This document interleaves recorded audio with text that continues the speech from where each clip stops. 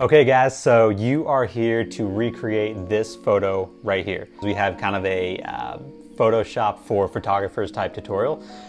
We had 60 people or so reach out and say they'd be interested. I'm gonna show you a little bit how we did the lighting, how we achieved the shot, but the bulk of this is gonna be post-production. So if you're not familiar with Photoshop, that's okay. We can teach you the tools and show you what to do, just follow along. But without any further ado, let's jump in. If we just kind of deconstruct it, you can tell we have a harsh line or a harsh shadow coming from the top right down.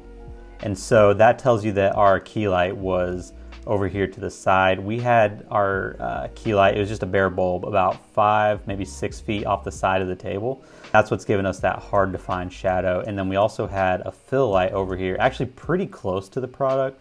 It was just going through some diffusion. I think it was like maybe a 4 or 5 foot octabox just pointed right at the product. The only thing I think that I would have done different after, having edited this shot, and probably would have added a bounce board down here, like just some kind of white foam core. I could have propped it up or, had our intern hold it. Because these areas right in here, these are pretty dark for my liking. Like even here on the finger, it's almost too much, and I really wish we could have brightened it up just a touch more. I could probably spend some more time in post and achieve that, but again, trying to do everything in camera will save you a lot of work in post-production. And the purpose of this edit is not to stylize anything. It's really just to correct skin tones and colors and kind of get a nice baseline for us to work off of in Photoshop. So for my Sony users, I've created a Sony to Canon preset that mimics skin tones and really just makes the yellows and reds a little bit more warm, kind of gets rid of that green magenta shift that we're used to. And so you can already see the difference by applying that. There's the before, there's the after. And I'll make that downloadable in the description below, but I have a studio and a lifestyle version that work really well. So the rest of this edit, I'm just paying attention to my histogram up here, making sure we're not overexposing anything, and making sure we're not underexposing and losing any detail. So beyond that, if you have any questions, just let me know.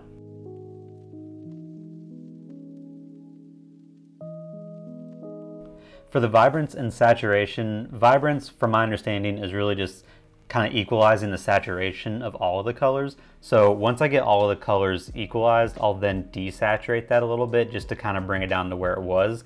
The overall goal there is just to make sure that everything's uniform as far as saturation goes. The only thing left to do is to crop this. I'm posting this on Instagram, so I know I'm gonna go for 4x5. And it's okay that we have some background left over there because we can get rid of that in Photoshop. So let's go ahead and jump into Photoshop and start the retouch. So first thing we're gonna do is add this new blank layer over here, which I use Command Option Shift N. Just brings up a blank layer. I'm gonna rename that Clean. So my main tool here that I'm using for this is the healing brush. I also use the patch tool and the spot healing, but the healing brush is just kind of where I do a lot of this work. So with the healing brush, all you need to do is sample a spot that's clean. So like right there, and then I'll just come in and then just brush this over here. So I'm also always changing the size of my brush because I don't want it to be any bigger than it has to, because we're really trying to do this under the radar with as little information as possible, altering as little of the photo as possible. Okay, so here's a great example of when I would use the patch tool. So I'm gonna draw just kind of like a little bit of a selection right here. That looks good. And then you literally just drag, and it's gonna intuitively find and replace what it thinks you're trying to do.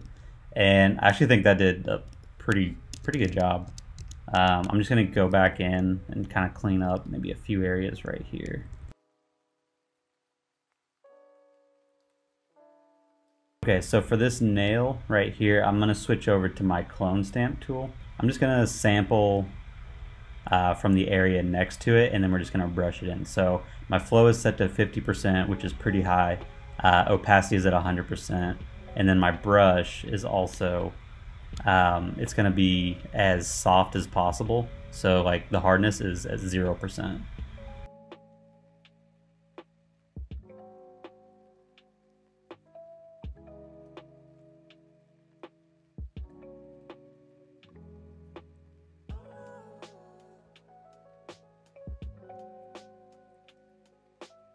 what I'm gonna do is create a new layer here.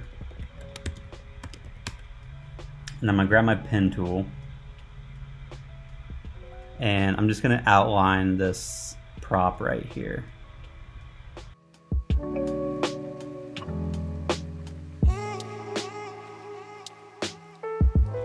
Getting familiar with the pen tool will take some time, but if you just keep practicing at it, it becomes second nature after a while. And honestly, it's a huge skill set that you can apply to so many things. Okay, so what I did there was I just right clicked and I made a selection, from the pen path that I just created. And we're gonna do something pretty simple. We're just gonna brush in the color in this selection right here. So I've got my brush, I've got it at a pretty decent size. I'm gonna turn the hardness all the way back down again. And then I'm gonna press I, I'll just sample a color right here, go back to my brush, and then just kind of start painting this in. Okay, so now obviously we have like this harsh line. This is pretty easy to get rid of. We can just use the clone stamp tool. Don't know why my voice just cracked.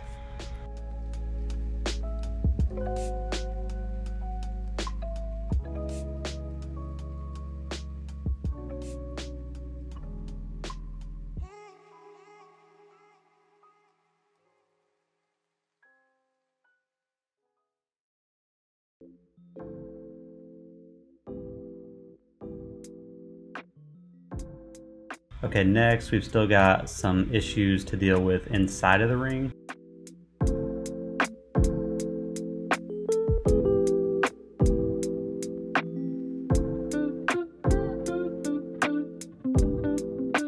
Okay, skewer is done. And then let's come over here.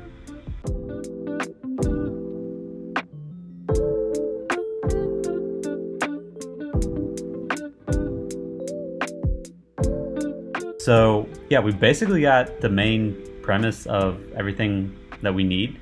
We just need to do the contour. So I'm gonna create another layer here. And I'm gonna change the blend mode to soft light. And I'm gonna pull up my brush. And I'm gonna start on the prop first. So I'm kind of a fan of selecting whatever you're working on, selecting the brightest point, and then so there's my selection. Here's pure white. I'm gonna choose something that's like right in between the two of them. All right, so there's my selection, and choose something pretty dark. I'm gonna change my flow to like 2% for this because you don't really need a lot at all. Okay, so see, you can tell already that's darkening those areas. Okay, let's go ahead and jump over to the hand. So I'm gonna do the same thing, just pick a highlight.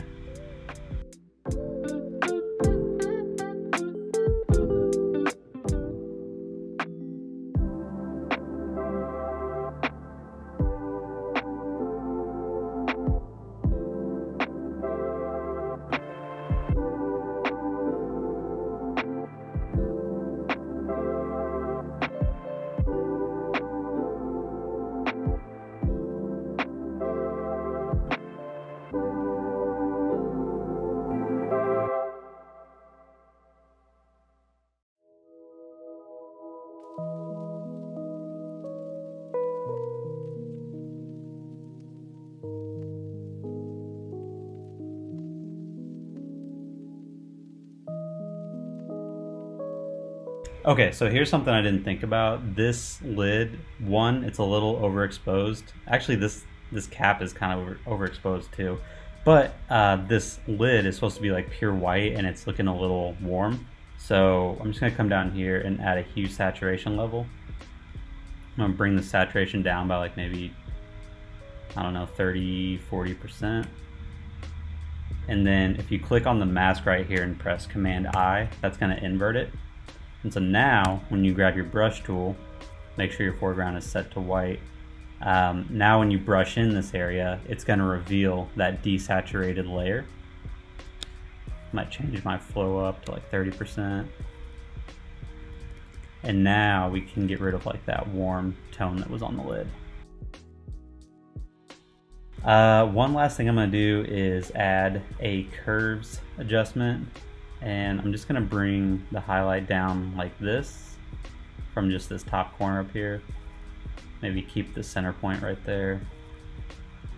And then same thing, I'm just gonna hit Command I and make sure I grab my brush tool, and I'm gonna come over here and just kind of brush in that area very lightly. Okay, so we're getting pretty close to being done with this product.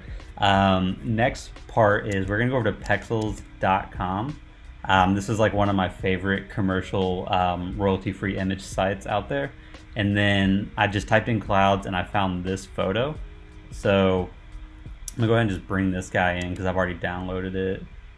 And I'm just gonna drop him on top. Make sure he's at the very top up here. We're going to change this to soft light, and then we're going to add a mask by this little icon down here. I'm going to grab my brush tool, set it to 50% flow, and then make sure it's black. And now, as we just kind of paint on the product, you can see how it's removing the clouds.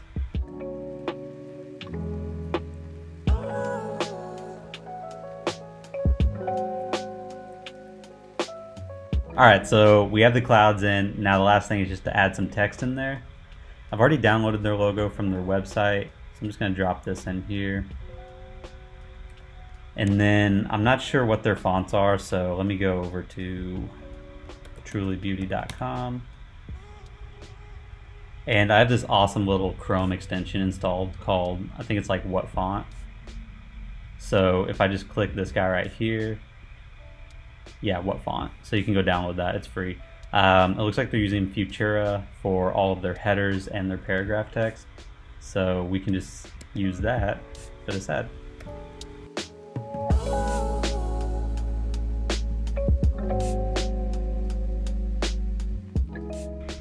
And then I saw this on their website somewhere, so I'm just kind of rolling with it. Witness, you'll glow.